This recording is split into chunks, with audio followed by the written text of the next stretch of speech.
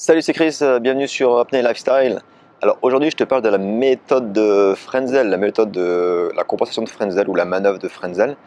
Donc je pense que tu attends cette vidéo depuis très longtemps, donc ça fait longtemps que je voulais la faire. Donc je t'en parle aujourd'hui dans cette vidéo, c'est parti.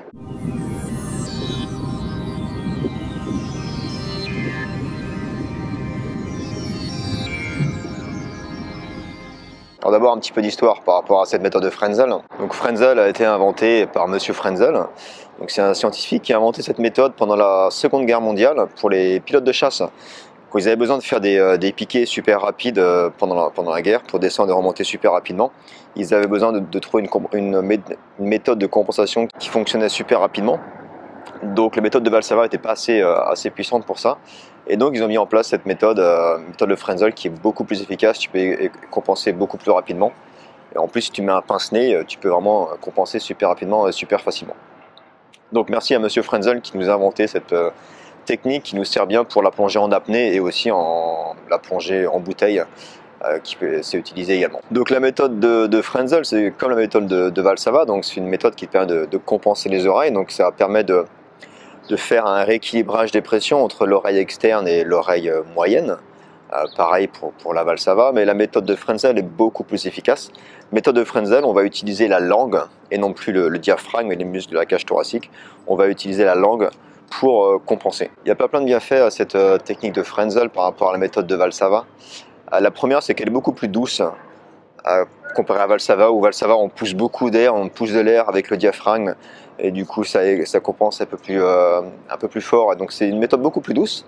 Donc ça c'est la première chose. La deuxième chose, c'est que tu vas consommer moins d'oxygène. Comme tu utilises que la langue, donc la langue elle va être utilisée comme un piston. La langue c'est un petit muscle en fait, donc tu vas pas utiliser beaucoup d'oxygène pour la bouger. Par rapport à la méthode de Valsalva où tu vas utiliser le diaphragme et les muscles peut-être intercostaux pour pousser de l'air. Donc elle va être beaucoup plus, en termes de consommation d'oxygène, elle est beaucoup plus efficace. Tu peux également compenser beaucoup plus rapidement. Ta langue est beaucoup plus près des trompes d'Eustache, donc du coup la distance est beaucoup plus courte, et donc du coup tu peux compenser beaucoup plus rapidement. Alors que quand tu pousses, tu fais la méthode de Valsalva, tu pousses depuis le diaphragme, donc l'air doit remonter vers le haut, et donc ça prend beaucoup plus de temps. Également, si tu as la tête en bas, l'air a tendance à remonter vers le haut, donc si tu utilises la méthode de Valsalva, ça va être beaucoup plus dur à compenser en Valsalva la tête en bas, alors qu'en Frenzel, du coup c'est pareil, à distance, c'est vraiment tout près, donc du coup ça va compenser beaucoup plus rapidement. Et ça a été également beaucoup plus facile de compenser en profondeur. Avec la méthode de Valsalva, tu vas réussir à descendre jusqu'à 10, 15, 20 mètres peut-être, mais tu sais, quand tu descends, du coup la pression aussi, tes poumons ils rétrécissent. Donc du coup, ça devient de plus en plus dur pour toi de pousser de l'air des poumons, en fait, parce que ta trachée et tes poumons deviennent de plus en plus petits, de plus en plus restreints. Donc du coup, c'est de plus en plus dur d'utiliser la méthode de Valsalva. Alors qu'avec Frenzel, tu utilises l'air que tu as dans la bouche, et donc tu utilises ta langue pour pousser l'air. Donc du coup, tu n'as pas ce problème-là. Donc du coup, pour la profondeur, il te faut la méthode Frenzel, au moins. Donc la méthode de Frenzel, tu vas vraiment pouvoir pousser en profondeur jusqu'à 30, 40, 50 mètres, certains Frenzel jusqu'à des très profonds. Donc vraiment c'est une très bonne technique. Ok, donc ça c'était les bienfaits de la méthode Frenzel. Donc comment on fait cette méthode Frenzel? Donc comme je te disais, on utilise la langue. Donc la langue c'est un petit muscle, ça va être utilisé comme un piston. C'est elle qui va pousser l'air. Donc pour faire la Frenzel, il faut d'abord que tu fermes ta glottis, ta glotte. Tu peux la sentir, par exemple si tu prends une bonne inspiration, expire par la bouche et arrête la respiration. À chaque fois que tu vas arrêter la respiration, tu vas fermer ta glottis. Tu vas continuer à expirer, tu vas ouvrir la glottis. Donc tu veux fermer cette glottis. En général, t'inquiète pas trop par rapport à ça, ça se fait assez naturellement.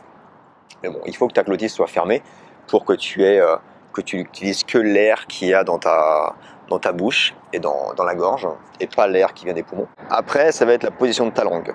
Alors, pour la position de ta langue, tu peux faire, on appelle le T-lock, le T-lock ou le K-lock, le K-lock. Donc tu peux mettre ta langue, comme quand tu fais le son T, T, T. Okay, donc tu fais ce son-là. Tu vois que ta langue, quand tu fais ce son-là, elle est juste derrière les dents du haut et collée au palais, et tu pousses vers le haut. Donc pratique ça d'abord, faire ce son. Donc ça c'est le T-lock. Et après tu vas pincer ton nez et tu vas faire la même chose. Apparemment quand tu fais ça, quand tu pinces ton nez et que tu fais ce T-lock, tu dois sentir la compensation. Si tu la sens pas, juste pousse un peu plus longtemps, pousse un peu plus fort peut-être. Mais tu vas sentir la compensation au niveau des oreilles. Donc tu fais ce T-sound, T-lock. Et tu vas sentir aussi la pression. Je te rappelle ici la pression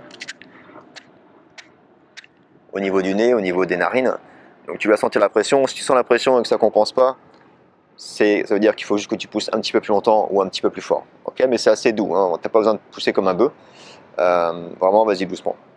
Là, c'est le T-lock, ou tu peux faire le K-lock aussi. Comme le son K. Donc ta langue, à ce moment-là, quand tu fais le K-lock, elle est dans le fond de la bouche. Tu pousses avec le fond de ta langue également. Donc pareil, tu peux commencer, tu fais des sons. Et après, tu pinces.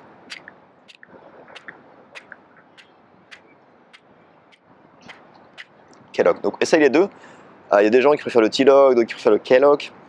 Franchement, ça n'a pas d'importance. Et donc la clé, là, c'est comme tout, hein, il faut s'entraîner. Donc je te conseille, si tu es nouveau dans la méthode de Frenzel, de travailler sur le T-lock, sur le K-lock, peut-être les deux, tu vois, essayer de t'amuser un peu avec les deux, voir ce qui te va mieux. Et puis c'est bien de savoir faire les deux dans tous les cas. Alors quand je te le montre, là, en fait, j'ouvre la bouche pour te montrer aussi le son et pour pratiquer le son et le K. Et quand tu le fais en mer, tu peux fermer la bouche, il n'y a pas de problème. Okay, tu vas voir quand je le fais, tu vas voir qu'ici, ça bouge. C'est ma langue qui bouge. Je vais faire la bouche. Je sens la pression qui arrive au niveau des narines. Et ça, c'est le T-lock ou le K-lock. Un truc que tu peux faire aussi pour être sûr que tu ne fais pas du Valsava, c'est que tu te poses une main sur le ventre et tu vas compenser comme ça avec une main sur le ventre, juste pour être sûr que tu ne pousses pas avec ton diaphragme, que tu ne pousses pas d'air et que tu utilises bien que ta langue.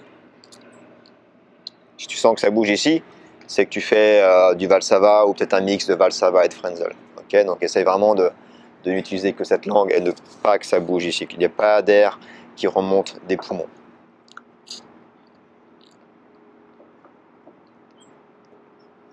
Okay. Tu peux aussi faire le test, tu fais une expiration, tu expires le plus possible, tu vas retenir ta respiration et tu vas expirer comme ça. Ça te permet de voir aussi, de t'assurer que tu ne pousses pas d'air des poumons. Okay, donc tu fais...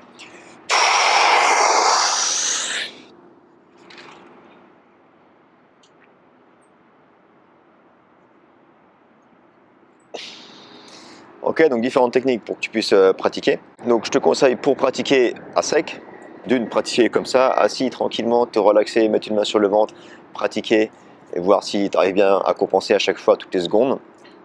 Une fois que tu arrives bien à faire ça, tu peux t'allonger sur un matelas, sur ton lit, pratiquer également, voir si ça fonctionne bien quand tu es allongé. Et après tu peux pratiquer la tête en bas. Trouver un moyen pour te mettre la tête en bas. En général, tu peux le faire sur le bord d'un lit et tu te mets la tête en bas et voir si ça fonctionne également. Comme tu le sais, quand tu fais de l'apnée, tu veux la tête en bas. Donc c'est bien de pratiquer cette technique, la tête en bas également, à sec. Donc voilà, j'espère que ça répond à des questions pour la méthode de Frenzel. J'essaierai de faire bientôt, je referai une vidéo plus